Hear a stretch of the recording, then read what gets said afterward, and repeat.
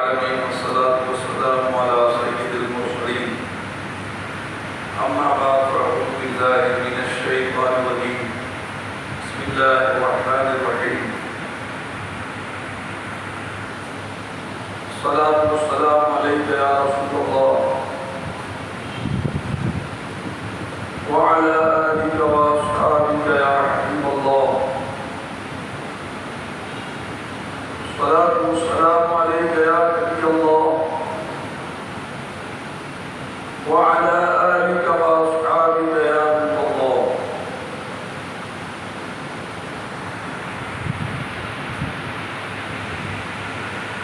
اللہ کے پیارے محبوب صلی اللہ تعالی علیہ وآلہ وسلم کا فرمان عالی شان ہے کہ اس نے جمعہ کے دن مجھ پر کثرت سے درود پاک پڑھے، کل قیامت کے دن وہ میرے سب سے زیادہ قریب ہوگا۔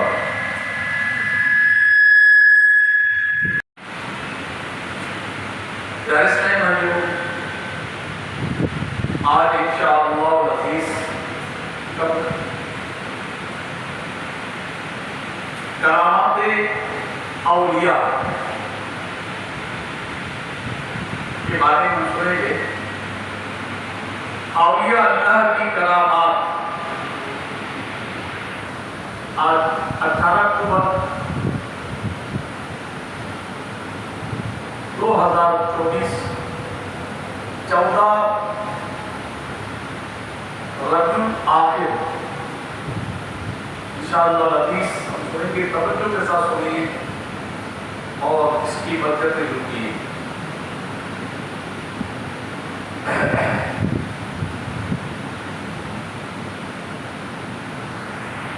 صلو علی الحبیب صلی اللہ تعالی علی محمد وعلی آلہ وصحبہ وسلم۔ اس ٹائم بھائیو اولیاء کرام کی شان بہت بلند ہے۔ یہ ایک بندے اللہ پاک کے بڑے محبوب اور پیارے ہوتے ہیں۔ رب کائنات ان کو بڑے بڑے انعامات سے نوازتا ہے۔ انہی میں سے ایک انعام، ایک ابن گرم وہ کرامت بھی ہے۔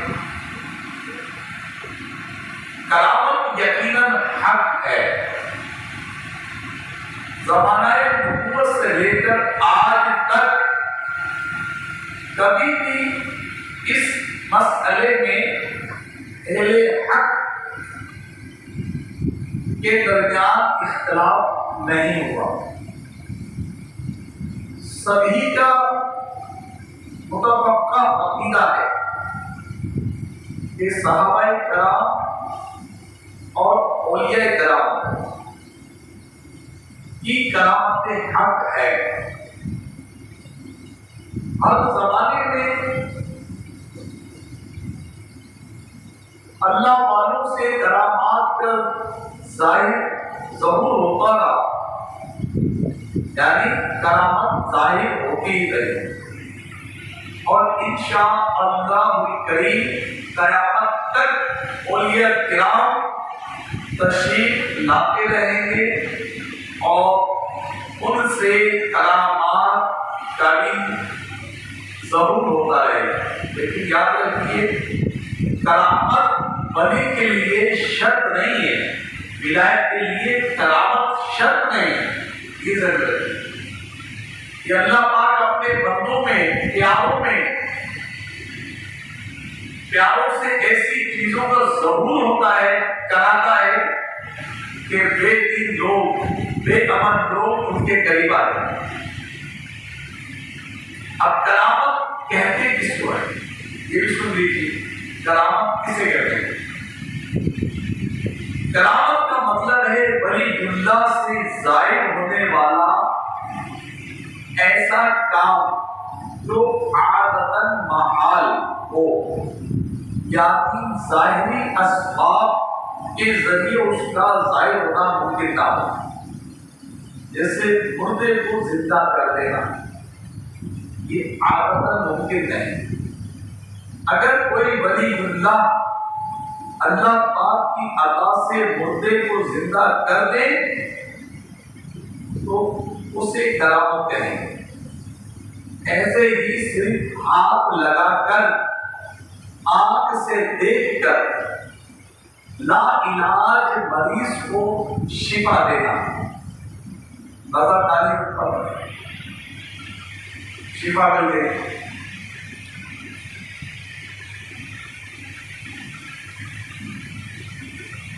کسی آنے مثلاً موبائل وغیرہ کے بغیر، کسی آلے یعنی مثلاً موبائل وغیرہ کے بغیر دور سے سن لینا، دل کی بات جان لینا، مدد کو پہنچ جانا، سینکڑوں کلومیٹر کا سفر سواری کے بغیر ہی منٹوں میں طے کر لینا وغیرہ، ایسے کام اگر ولی اللہ سے ظاہر ہو تو اسے کرامت کہتے ہیں۔ ایسے ہی کام اگر اللہ پاک کے سچے نبیوں سے ظاہر ہوں تو انہیں معجزہ کہتے ہیں۔ یعنی یہ کام اللہ کے نبیوں سے ہو جائے جو اللہ کے نبی ہیں اسے معجزہ کہتے ہیں، اور ولی سے ہو تو کرامت کہتے ہیں۔ جب کسی عام مومن سے ایسا کام ظاہر ہو جائے تو اسے معاونت کہا جاتا ہے۔ کیا آپ نے کچھ سمجھ لیا؟ معجزہ، کرامت، معاونت، یہ ایک ہی کام ہے، لیکن نبی سے ہوا تو معجزہ، ولی اللہ سے ہوا تو کرامت، عام کسی مومن مسلمان سے ہوا تو وہ معاونت، اور کسی فاسق کو واجب سے ہو گیا، امام بتا کہتے ہیں اس کو استدراج کہتے ہیں، دکھاوا، اور اس کو کہتے ہیں وہ پھر اللہ علامہ یوسف بن نبہانی رحمۃ اللہ علیہ اور بڑے عالم دین فرماتے ہیں کہ ولی کی کرامت اصل میں نبی کا معجزہ ہوتی، کیونکہ ولی سے کرامت کا ظاہر ہونا نبی کے سچا ہونے کی دلیل ہے کہ جس نبی علیہ السلام کے پیروکار کی یہ شان ہے، اور اس نبی کی کیا شان؟ یہ چاہے تو اشاروں سے کایا ہی پلٹ دے دنیا کی، یہ شان جنت رب کی سرکار کا عالم کیا ہو۔ یہ میں آپ کو شعر میں سمجھا دیا۔ علامہ یوسف بن نبہانی رحمۃ اللہ علیہ نے لکھا، یعنی ولی کی کرامت دراصل نبی کا معجزہ، شان نبوت جھلکتی ہے ولی کی کرامت میں، کیونکہ غلام کی یہ شان ہے تو ان کے آقا کی کیا شان ہے۔ بڑی ساری بات ہوتی ہے۔ مزید آپ لکھتے ہیں علامہ یوسف نبہانی رحمۃ اللہ علیہ کہ جب بندہ اپنے نفس کو، اپنی نفسانی خواہشات کو مٹا کر ہر طرح سے اللہ پاک کی رضا میں راضی ہو جاتا ہے تو وہی کام کرتا ہے جس میں اللہ پاک کی رضا ہو۔ جن کاموں سے اللہ پاک نے منع کیا، منع فرمائے، اس سے منہ موڑ لیتا ہے، غرض کہ اپنے آپ کو اللہ پاک کی مرضی میں فنا کر دیتا ہے۔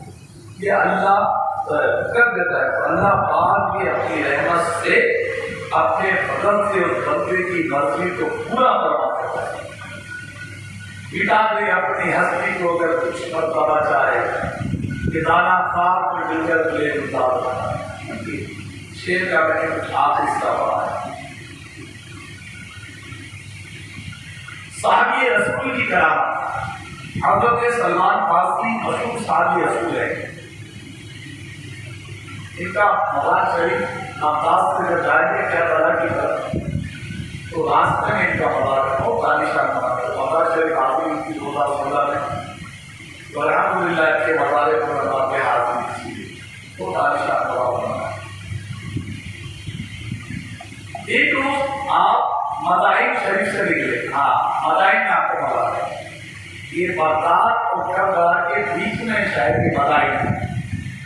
تو وہاں سے آپ نکلے. آپ کا ایک مہمان بھی آپ کے ساتھ تھا. راستے کے جنگل سے گزر ہوا.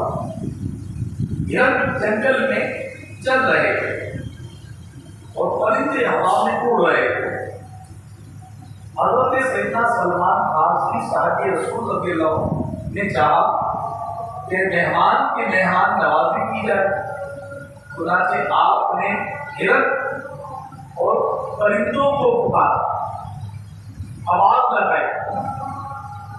صحابی رسول ہے, نبی نہیں ہے, صحابی ہیں. صحابی نبی کے غلام ہیں. آپ نے جان دے مہمانوں کی مہمان نوازی ہو جائے. آپ نے آواز لگائی, ہرن اور پرندے کو آواز لگائی, اے ہرنیوں, اے پرندوں, تم میں سے ایک پرندہ اور ایک ہرن میرے پاس آ جائے, میں نے اپنے مہمان کی مہمان نوازی کرنی.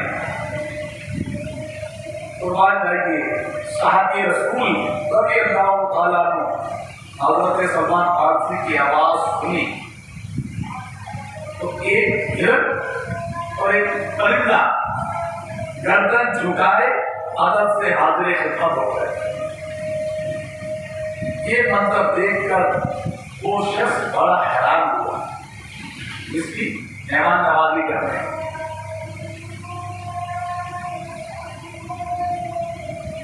اور تعجب کی وجہ سے ان کی زبان سے بے ساختہ نکلا سبحان اللہ. پھر اپنے ہرن کو پکارا اور پرندے کو آواز لگائی. پھر ہرن اور ایک پرندہ آپ کے پاس آ گیا. یہ دیکھا کہ شخص نے ہوا کے اڑنے والے پرندے اور صاف آم والے جانور کو آواز لگائی. انہوں نے ان کی آواز سن لی. اب اگر پکڑ کو ہرن مارے, ہرن بھاگ جائے, ہمارے پرندے کو یوں کہہ رہے تو پرندہ بھاگ جائے. اور یہ ایسے ہیں کہ ایک تو آواز لگائے تو پرندہ بھی آ گیا, ہرن بھی آ گیا. سبحان اللہ کا حضرت سلمان فارسی نے فرمایا کیا تمہیں حیرانی ہو رہی ہے, آپ تعجب کر رہے ہو, حیرت میں پڑ گئے. کیا تم نے کوئی ایسا بندہ دیکھا ہے جو اپنے رب کی اطاعت کرتا ہو؟ مگر یہ چیزیں جو انسان کی خدمت کے لیے ہی بنی ہیں یہ اس کی اطاعت نہ کرے. اللہ جب بندہ رب کی اطاعت کرتا ہے تو دوسری چیزیں بھی اس کی مانتی ہیں. سبحان اللہ. معلوم ہوا کہ اللہ پاک کرامات اللہ پاک کا ایک فضل ہے جو اللہ پاک اپنے محبوب بندوں کو عطا فرماتا ہے. ابھی انسان کے گھر میں آئے کہ آواز کو پرندہ آ جائے, ایک آج کا محال ہے. انہوں نے آواز لگائی. صحابی رسول حضرت سلمان فارسی نے آواز لگائی ہرن, ایک ہرن آ جائے, ایک پرندہ آ جائے. آپ نے آواز لگائی, ہرن نے سنی, پرندے نے سنی, دونوں آگے ہو گئے. ڈرامہ کوئی نہ بولیے. جنگل میں آنے والی بات ہے کہ ہرن پرندہ آ جائے وہ تو انسان سے بھاگتا ہے. اور ہرن جب وہ لوگ شکار بھی کرتے ہیں, لوگ کرتے ہیں اپنے طور پر کام بھی اس کے معاملات ہیں. اور پرندہ کیسے آپ کے ہاتھ میں آیا بھائی. لیکن یہ صحابی رسول کی شان ہے, یہ اللہ کے ولیوں کی شان ہے. ہم اپنے بچے کا آواز ہمارا بچہ ہماری اس میں چلا جائے, اللہ کا ولی جانور کا آواز ہمارے جانور آ جائے, یہ کی شان. حدیث قدسی اس حدیث شریف کو لکھتے ہیں جس میں فرمان اللہ پاتا ہوتا اور زبان دارے مصطفیٰ کی ہوتی. دوسرے لفظوں میں یوں سمجھ لیجیے کہ عام احادیث میں کلام پیارے آقا صلی اللہ علیہ وسلم کا ہوتا ہے اور صحابہ راوی یعنی سن کر آگے بتانے والے ہوتے ہیں, جبکہ حدیث قدسی میں کلام رب کریم کا ہوتا ہے اور رسول کریم صلی اللہ علیہ وسلم راوی ہوتے ہیں. آئیے وہ کون سی ایسی حدیث سے کلام رب کا ہے وہ زبان جارے مصطفیٰ کی ہے. میں نے پچھلے دنوں بھی یہ بیان کی. حضرت ابو ہریرہ سے راوی روایت ہے اللہ پاک کے محبوب صلی اللہ علیہ وسلم نے فرمایا اللہ پاک فرماتا ہے جس نے میرے کسی ولی سے دشمنی رکھی میں نے اسے اعلان جنگ کرتا ہوں. میں اسے اعلان جنگ کرتا ہوں. بندہ ان ذرائع سے میرا قرب حاصل کرتا ہے ان میں میرا سب سے پسندیدہ ذریعہ فرائض مثلا نماز روزہ حج زکات اور میرا بندہ نوافل کے ذریعے میرا قرب حاصل کرتا رہتا ہے یہاں تک کہ میں اس سے محبت کرنے لگتا ہوں. پھر میں جب اس سے محبت کرتا ہوں تو میں اس کے کان بن جاتا ہوں جس سے وہ سنتا ہے. میں اس کی آنکھ بن جاتا ہوں جس سے وہ دیکھتا ہے. میں اس کے ہاتھ بن جاتا ہوں جس سے وہ پکڑتا ہے. میں اس کے پاؤں بن جاتا ہوں جس سے وہ چلتا ہے. اگر وہ مجھ سے مانگتا ہے میں اسے دیتا ہوں. اگر وہ میری پناہ لیتا ہے تو میں اسے پناہ دیتا ہوں. یہ اللہ کا کرم خاص ہوتا ہے. اس حدیث شریف کو لکھنے کے بعد حضور قبلہ مفتی احمد خان نعیمی صاحب یہ اس کی شرح میں لکھتے ہیں مفتی صاحب. یہ مطلب یہ کہ جب بندہ اللہ پاک کا قرب حاصل کرتے ہیں اللہ کے پیارے بندے تو اب بندہ پناہ پلہ ہو جاتا ہے جس سے خدائی یعنی اللہ پاک کی دی ہوئی خاص طاقت اس کے اعضاء میں کام کرتی ہے اور وہ ایسے کام کر لیتا ہے جنہیں عقل سمجھ نہیں پاتی. ایسے کام ہو جاتے ہیں جیسے مردوں کو زندہ کرنا. ایسا کام انبیاء نے کیے معجزہ ہو گیا, ولیوں نے کیے یہ کرامت ہو گئی. تو پیارے اسلامی بھائیوں اولیاء کرام کے مبارک اعضاء میں رب قادر و قیوم کی دی ہوئی خاص طاقت رکھ دی جاتی ہے. وہ کیسے کام کرتی ہے یہ بات ایک مثال سے سمجھیے. سمجھاتے حضرت علامہ عبد المصطفیٰ آزمی فرماتے ہیں دیکھیے لوہا جلایا لوہا جلاتا نہیں ہے بلکہ ٹھنڈا ہوتا ہے. اس کا رنگ کالا ہوتا ہے لیکن چند منٹ کے لیے اگر لوہا آگ کی بھٹی میں ڈال دیا جائے آگ اس لوہے کو اپنی گرمی اور اپنا رنگ عطا کر دیتی ہے. لوہا آگ کی طرح سرخ ہو جاتا ہے. اب اگرچہ لوہا وہی ہے مگر اس کے کام بدل گئے. پہلے یہ ٹھنڈا تھا جلاتا نہیں تھا. اب اس میں تپش آ گئی بھٹی میں چلا گیا اب تپش آ گئی. یہ بھی جلانے لگ گیا. مزید اور کیجیے اب لوہا کام اگرچہ وہی کر رہا ہے جو آگ کرتی ہے مگر کوئی بھی عقل مند یہ نہیں کہے گا کہ لوہا آگ بن گیا یا آگ لوہا بن گئی. یہ صرف سمجھانے کی مثال ہے. اسی سے اولیاء کرام کی شان سمجھ لیجیے کہ اولیاء کرام جب اللہ پاک کی کامل فرما برداری کرتے ہیں خود کو اللہ پاک کی رضا میں فنا کر دیتے ہیں. دن رات اللہ پاک کی محبت میں گزارتے ہیں.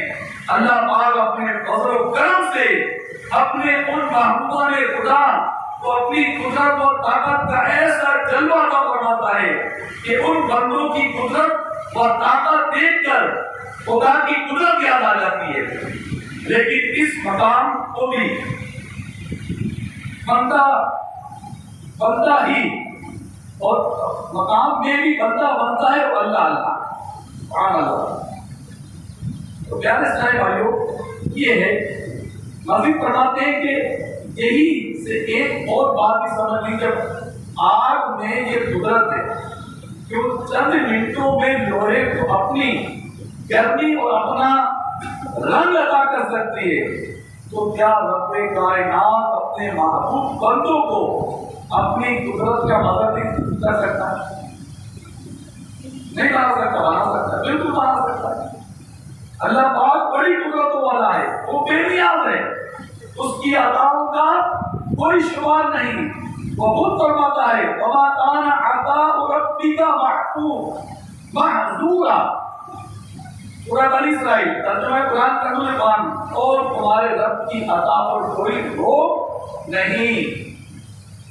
معلوم ہوا کہ اللہ کی عطا میں کوئی روک نہیں ہے، اللہ پاک جسے چاہے جتنا چاہے عطا فرمائے، جو چاہے عطا فرمائے۔ اگر اللہ پاک اپنے محبوب بندوں کو بے پناہ طاقت دے اور کرامت عطا فرمائے تو کسی کی کیا مجال کہ وہ اللہ پاک پر اعتراض کرے، کیونکہ یہ طاقتیں رب نے دی ہیں۔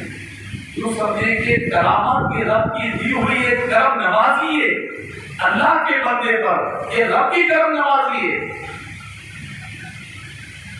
یہ کسی ان کا حکم نہیں، رب نے کرم کیا۔ اب جو اس کا انکار کرتے سمجھو وہ رب کی کرم نوازی کا انکار کر رہا ہے۔ رب نے جو اس پر اپنے کرم خاص کے اپنے ولی پر یہ اعتراض کر رہا ہے کہ یہ تو کچھ نہیں ہو سکتا، یہ باپ ہے تو کچھ نہیں کر سکتے، یہ تو باپ ہے تو ایسے ہی ہیں، انہوں نے دیکھا ہی نہیں ہے کہ انہیں عظمتوں کا پتہ ہی نہیں ہے، انہیں رفتوں کا پتہ ہی نہیں ہے۔ قرآن کیا کہہ رہا ہے اولیاء کے بارے میں، احادیث مصطفیٰ کیا کہہ رہی ہے؟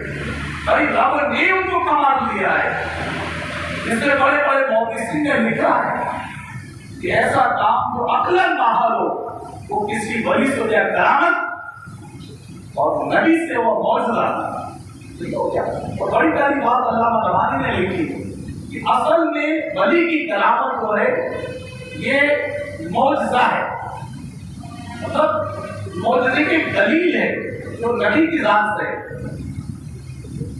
تو وہ کیا لکھتے ہیں؟ لکھتے ہیں کہ جب ایک ولی کی کرامت ایسی کرامت تو یہ کام ہو گیا تو سامنے والا دیکھتا ہے ایک ان کے امتی کی یہ شان ہے، ان کے غلام کی یہ شان ہے، تو آقا کی کیا شان ہے؟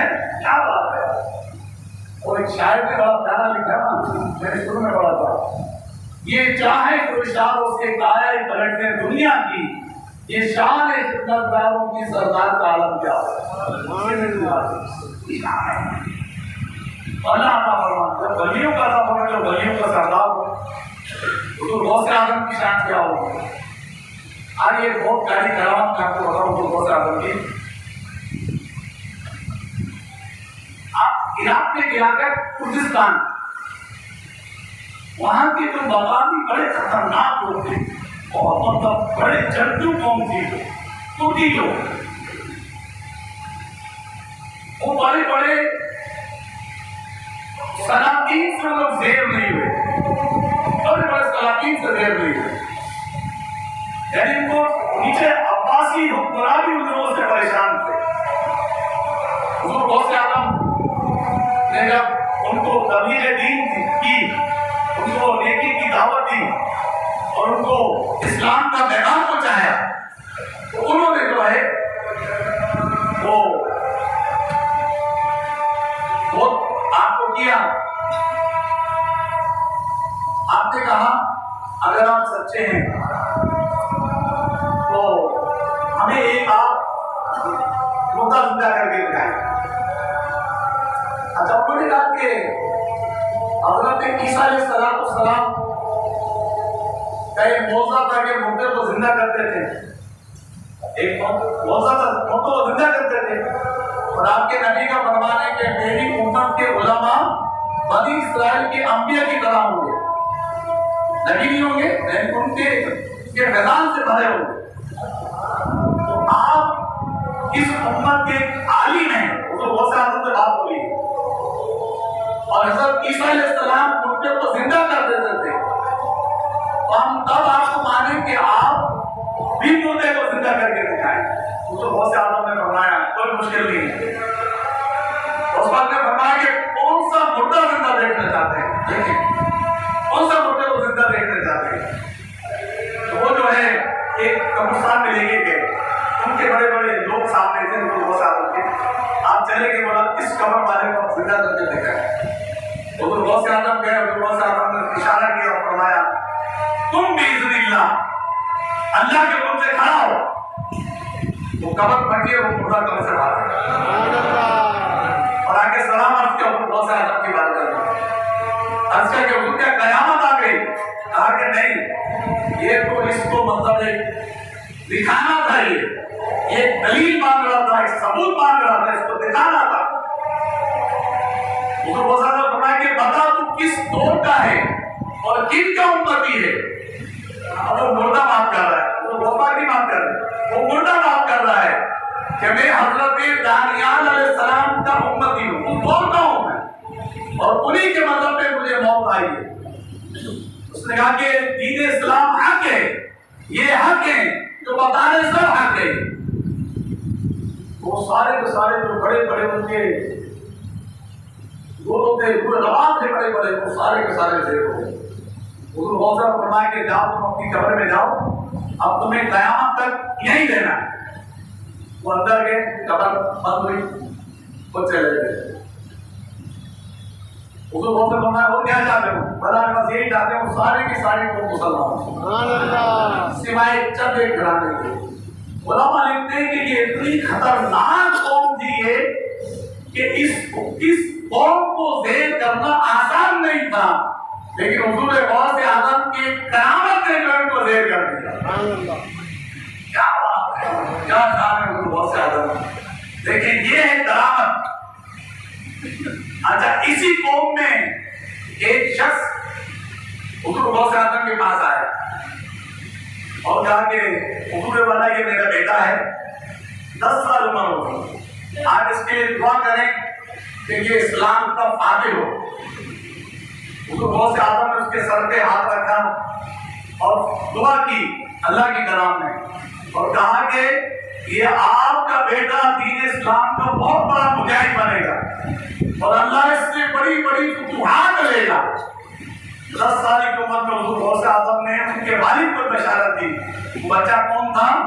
وہ بچہ وقت کا بہت بڑا فاتح اسلام سلطان طلب نبی تھے. دیکھیں مطلب یہ شان ہے اولیاء اللہ کی, ان کی کرامتوں کی. اصل میں سوشل میڈیا اس قدر عام ہے اور ہمارے نوجوان نسل اور ہم خود کتنے اس کے گر کے کوئی بھی ایرا بیڑا نقطوں پہ ڈال کر وہ کچھ بھی ٹویٹر میڈیا بولتا خود ہی دیکھی کرنے شروع کر دیتے ہیں. یاد رکھیں کہ علماء کہتے ہیں کہ بد مذہب جو دین میں گمراہ کرے اس کی صحبت سے ہی بچو, اس کے الفاظ سننے سے ہی بچو, کہ وہ دین میں فتنہ ہے بہت بڑا. جو آپ کو اولیاء اللہ کی بے ادبی کر کے آپ کو دین سکھا رہا ہے, وہ دین نہیں سکھا رہا, وہ آپ کو گمراہ کرے. کیونکہ یہ اہل اللہ وہ ہے کہ جن کی قرآن میں شان بنائی ہوئی ہے. چلا آج تک دنیا میں نے سوچا اصحاب کہف پرانی واقعہ پورا اصحاب کہف کے کون تھے یہ سورہ کہف میں آپ پڑھیں تو ضرور پورے سورہ کہف پڑھیں, پھر اصحاب کہف کی شان پڑھیں. یہ کیا واقعات ہیں؟ قرآن میں بہت سارے واقعات بیان کیے ہیں, لیکن ہمیں حقیقت پتہ ہی نہیں جاتی. ہم باتیں اور شانیں کہہ کے لوگوں کو اللہ والوں سے دور کر دیتے ہیں. نبی پاک کو اللہ والوں سے قریب کرتے تھے, آپ نے فرمان جاری کیے. انشاءاللہ کچھ فضا آپ کو آگے سے بتاؤں گا آنے والے جمعے میں اصحاب کہف کے بارے میں, کیسے مقتدر لوگ تھے لوگ, اور بنی اسرائیل کے وقت تھے. پچھلے سے اللہ والوں کے قریب ہے. یہ بہت کچھ اللہ کی عطا سے دینے والے ہیں, نمازنے والے. دین اسلام ان کی محنت اس نے ہمارے پاس پوچھا, مجھے بتاؤ غریب نواز رحمۃ اللہ تعالیٰ نے 90 لاکھ کافر کو مسلمان کیا. 800 سال پہلے 90 لاکھ کون تھے غریب نواز؟ کوئی نبی تھے, کوئی صحابی تھے؟ نہیں, ایک اللہ کے ولی تھے. اللہ کو راضی کیا, اللہ نے ان کی ذات سے دین اسلام کا کام لے لی. دنیا نے دیکھا, اللہ کرے ہمیں. اس ویڈیو کو شیئر ضرور کریں, ہو سکتا ہے آپ کے ایک شیئر سے یہ بات کسی کے دل میں اتر جائے.